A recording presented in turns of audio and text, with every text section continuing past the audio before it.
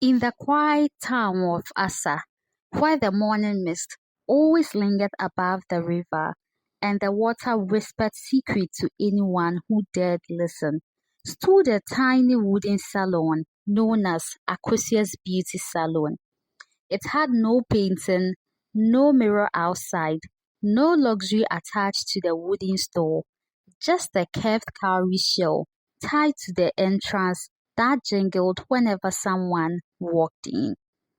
The women of Asa said no one braided hair as beautifully as Akosia, the soft-spoken young lady with skin like night and eyes that sparkled like whetstones. Her hands moved with the grace of a river goddess. Her braids were neat, precise and stayed fresh for weeks. Customers adored her, but none of them knew her secret. No one knew that Akosia was a witch, born into a coven deep in the forest and tied since birth to powers older than the river itself. No one knew the price of her beauty. No one knew why she insisted on working at the riverside, and no one knew what happened to the hair she chopped off after braiding.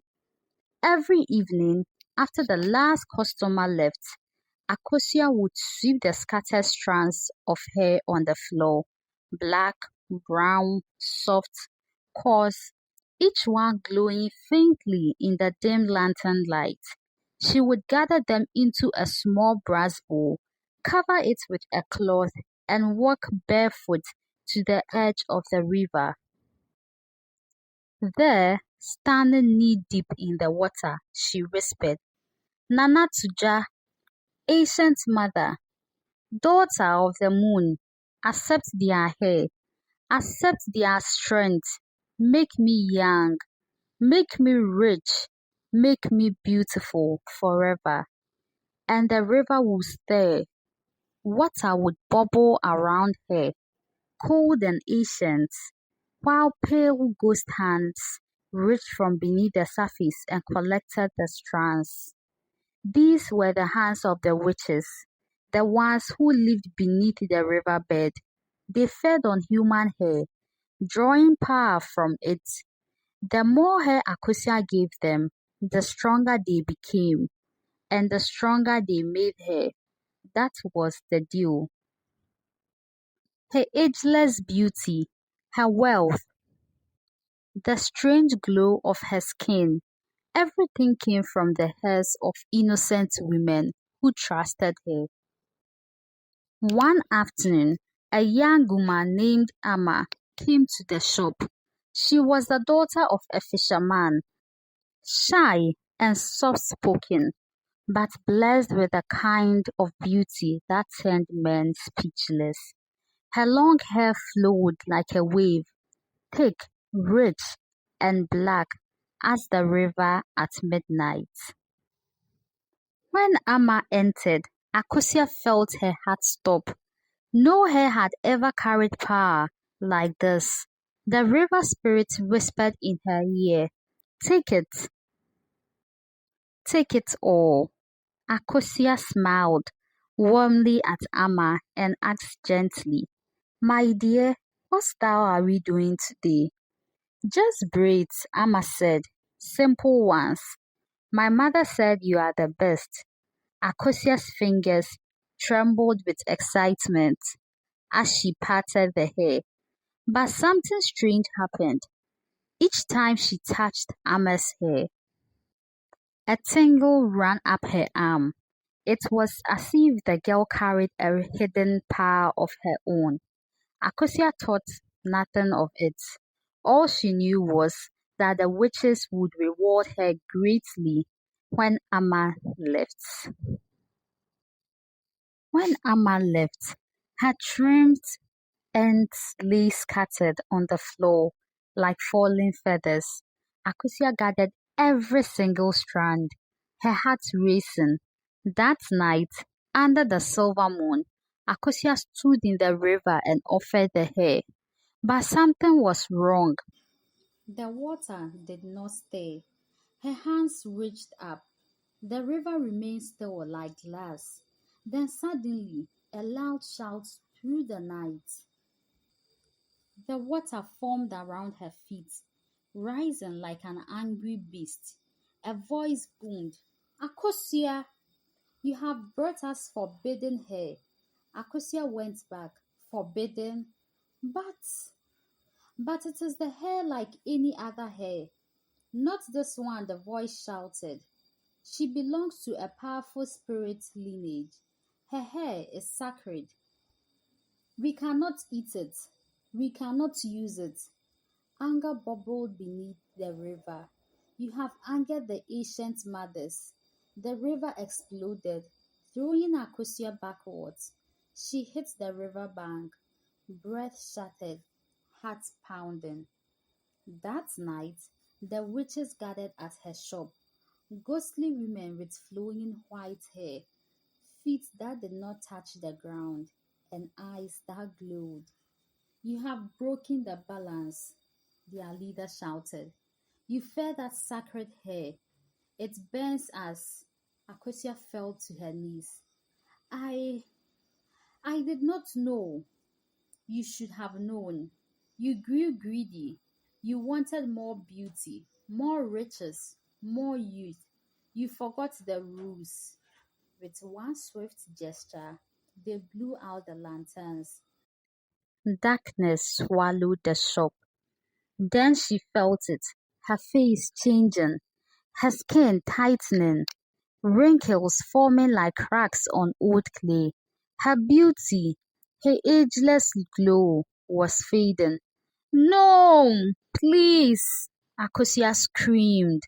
The witches surrounded her, chanting, "You took what was not yours. Now we take back what we gave." In one breath, her youth drained away like water from a broken pot. She aged 20 years in seconds. When dawn came, the townsfolk saw a strange old woman cleaning the front of Akosia's beauty salon. "Why is Akosia?" they asked. "She left," the old woman said softly. "I am her aunt." No one recognized her voice. No one recognized her eyes. No one recognized her face. It was Akosia, punished, aged, and stripped of her magic. The witches had abandoned her. Her shop stayed open, but no customers came. Her braids lost their charm. Her hands lost their magic. Her beauty, once her pride, had faded like smoke. One evening, with tears burning in her eyes, Akosia walked to the river bank. The water did not greet her. The spirits did not whisper. For the first time in years, she felt truly alone. She dropped to her knees. "I am sorry," she whispered. "I lost myself. I forgot who I was." The rain carried away her words. But then a small ripple appeared, gentle, soft, forgiving. A young woman stepped out of the shadows. It was Amma, the owner of the sacred hair.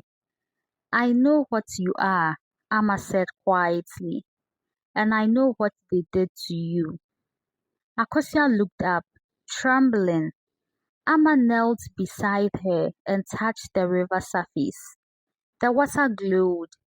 "I come from a family of river guardians," Amma whispered. "My grandmothers watch over this river. My hair carries their power." She placed her hand on Akosia's forehead. "I forgive you."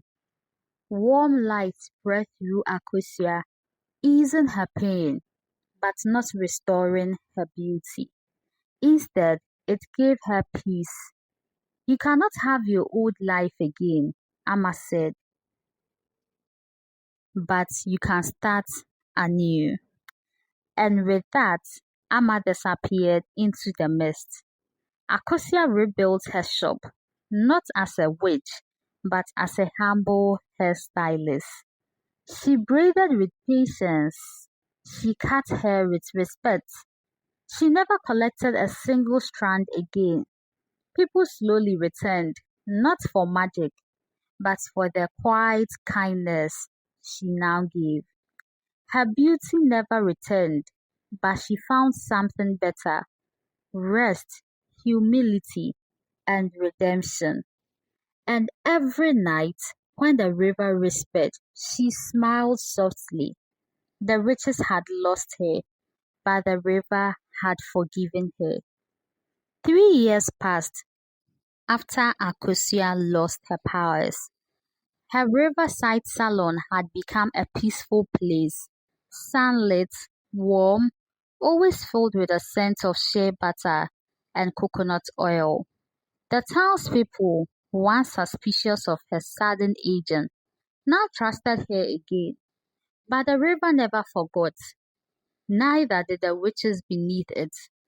And though Akosia had rebuilt her life in humility, something dark had begun to shift in Asa. Women in the village started complaining of strange dreams. Dreams of white-haired women whispering from the water, calling their names. Even Amma, the river guardian girl, had grown unusually silent lately. One evening, as Akosia swept her shop, she saw something glowing on the floor, a strand of hair, glowing faint blue like moonlight. Her breath caught. Hair was never supposed to glow unless touched by magic. She picked it up, hands trembling. "We are not finished with you." The voice came from nowhere and everywhere at once. The lantern flickered violently. Cold wind blew through the salon. Though the windows were closed, Akosia dropped the glowing hair. The witches had returned. That midnight, the river became like a boiling soup. Akosia stepped to the river bank, fear gripping her chest. A mist rose, thick and cold. Shapes formed in the fog, thin women with hollow eyes and hair that floated like smoke. The witches, their leader Nanatuja, stepped forward. "You thought your punishment was the end, but your disobedience created a weakness in the river, a crack in the ancient balance." Akosia bowed her head. "I have changed. I am no longer the person I was." "We do not care about your change," another witch said. "We care about the balance." The river rumbled behind them. Nana Tuja raised her long hand. "Because of your mistake, the sacred hair was touched. The river rejected it. Now, the boundary between our world and the mortal world weakens." Akosia's heart pounded. "What do you want from me?" The witch smiled, a cold, sharp smile. "We want you back. We want you to return to the coven," Nana Tuja claimed. "But not as you were, not as a human," Akosia stumbled back. "No, I can't go back. I have repented." "Repentance cannot close the crack you created," another witch whispered. "The river is starving. Power is leaking out. Hungry spirits are waking." Akosia shook her head violently. "No, I won't serve you again." The witch's eyes flashed with rage. "You do not have a choice," they roared together. The river rose, splashing up the bank, cold as death. "If you refuse, we will take another in your place." Akosia froze. "Another?" Nana Tuja nodded slowly. "Amma, the river guardian girl." "No," Akosia got scared. "She is innocent. She carries sacred blood." "All the more reason," the witch said. "A soul like hers can seal the crack." Akosia's knees weakened. "No, please, you must choose." the witch shouted. Return to us willingly, or the girl takes your place. The next morning, the next morning, Amma appeared at Akosia's salon, eyes sunken, skin pale, looking older than she should. Amma, what happened? Akosia asked, rushing to her. The river spirit came to me, Amma whispered. They said danger is coming, a great hunger from beneath the river bank. Akosia swallowed hard. They came to me too, she admitted. They want me back, or they will take you. Amma closed her eyes, pained. I know. Akosia felt tears stain her eyes. I won't let them. They want to use you to seal the river crack. Amma shook her head. I have a secret, Akosia. One I never told you. She lifted her hand, and the river water behind them rippled in response. I am not only a guardian, I am the last heir of the ancient river queens. My hair carries power strong enough to hold back the witches, but only for a time. Akosia stared at her in shock. Amma looked at her with deep sadness. If they take me, it will destroy me. That night, Akosia returned to the river. The witches were waiting. We are out of time, Nanatu just said. Choose. Akosia stepped forward, trembling, but her voice was firm. I choose myself, the witches hissed in satisfaction. The river glowed blood red. Akosia felt her body lift off the ground, weightless, dragged forward by invisible hands. Amma suddenly burst from the shadows. No, she screamed. You cannot take her, the witches laughed. It is her choice. Amma tried to run forward, but the river forced her back with a violent wave. Akosia reached out to her. Amma, thank you, but this is my debt. Let me repay it. Amma cried, shaking her head. The witches surrounded Akosia, chanting. Their voices echoed like thunder in a cave. Her body glowed, her skin tightened, then loosened. Her hair lengthened, then turned white. Her limbs bent and reshaped. She was becoming a witch again, but not like before. This time, the river had claimed her completely. Akosia, Nanatuja whispered, You are reborn. Suddenly, the river surged upwards like a fountain. A crack split open in the water, glowing, rumbling, pulsing with ancient magic. Akosia, now transformed, floated above it. She slammed her palms towards enchanted words Amma never heard. Mebetoto mo, mema asase mu esi. Let the walls close, let the river seal. Those were the meaning of the words Akosia spoke. A beam of light exploded from her. The crack sealed, the river calmed. The witches shrank and vanished into the mist. Akosia fell to the river bank, breathing hard. Amma ran to her, but when she touched Akosia, she gasped. Her hand passed through her like smoke. Akosia smiled softly, sadly. I am no longer of this world, she whispered. But the river is safe. You are safe. Amma burst into tears. What will happen to you? Akosia looked at the moonlight river. I belong to the deep now, but I will watch over you. And with that, she faded, becoming part of the river mist, a guardian, a spirit, a whisper of the water. From that night on, the river of Asa changed. Fishermen swore they felt a warm presence in the water. Women who washed their clothes by the bank heard a soft humming. Children playing nearby said the river sometimes braided itself into tiny waves that looked like hair.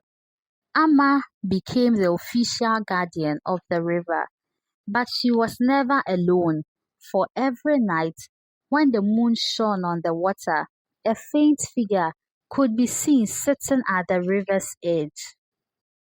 A woman with flowing white hair, weaving the river into calm, Akosia, the witch who became a protector, the one who gave up everything to fix her mistake, the one the witches wanted but never got again. This is the end of the story, The Witch Hairstylist by the Riverside. How do you see this story? Please leave your thoughts and ideas in the comment section. Also, please do not forget to subscribe, share and like this story for more amazing stories. It's bye for now.